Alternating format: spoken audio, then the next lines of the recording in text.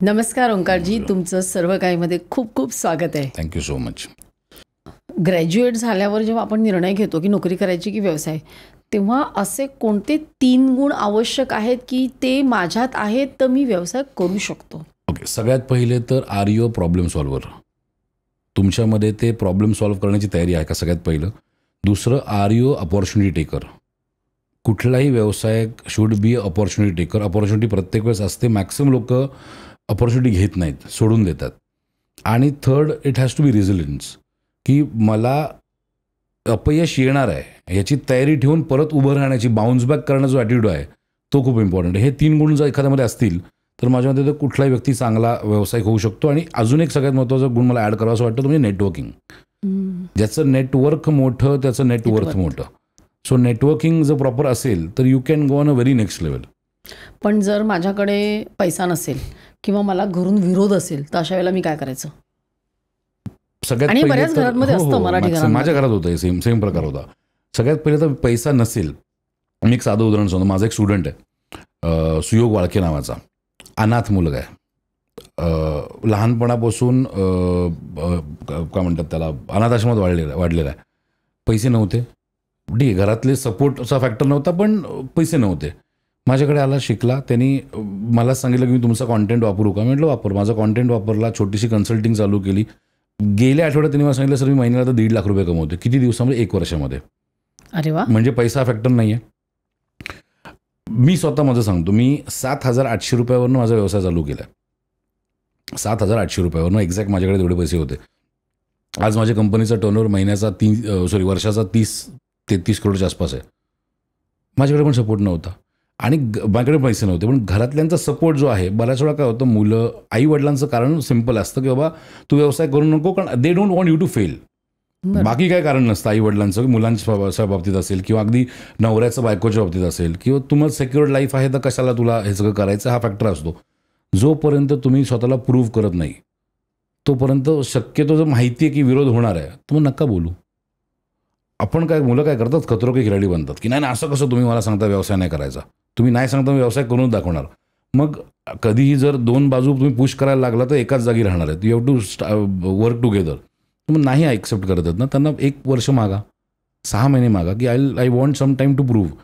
Communicate करणं हा जो रिक्वायरमेंट आहे ते कम्युनिकेशन होत नाही मुलांमध्ये आणि आईवडिलांमध्ये. आणि मग तिथे आईवडील रिटॅलिएट करतात, म्हणून मुलं करतात आणि मग ते भलतीकडे निघून जातं.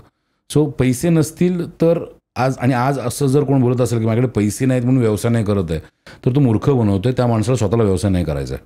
कारण पैसे नसताना पण व्यवसाय उभे होतात. AIच्या जमान्यात आहोत आपण आज. असं काहीच, तुम्ही एक छोटंसं स्किल कुठलं डेव्हलप केलं, डिजिटल मार्केटिंग स्किल असेल, फोटोग्राफी स्किल्स असतील, व्हिडिओग्राफी स्किल्स असतील, अगदी साध्यातली गावातली मुलं घरात बसून करोडो रुपये कमवतात, लाखो रुपये कमवतात.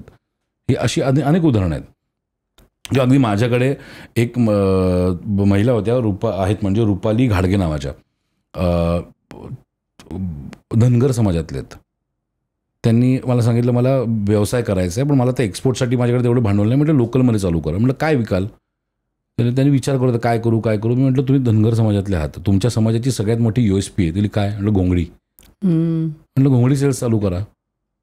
त्यांनी घोंगडीला डिजिटल मार्केटिंग प्लॅटफॉर्म्स आणले, डिजिटल मार्केटिंग प्लॅटफॉर्मवरती घेऊन आला, घोंगडी सेल करायला लागल्या.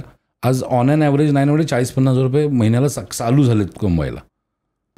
एक व्यक्ती आहे, त्यांनी मला सांगितलं मला गोदडी सेल करायची.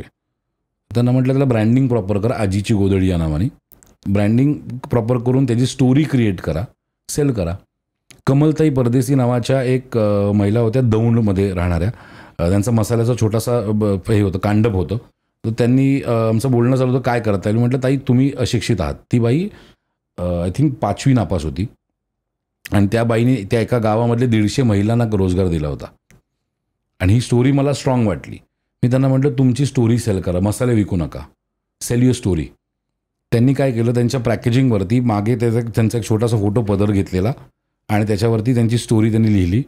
आज त्यांचा आज नाही आहेत, हयात नाही आहेत, पण त्यांचा ब्रँड US, युरोप, सिंगापूर अशा कंट्रीजमध्ये सेल होतं. का? कारण त्यांनी स्टोरी सेल केली.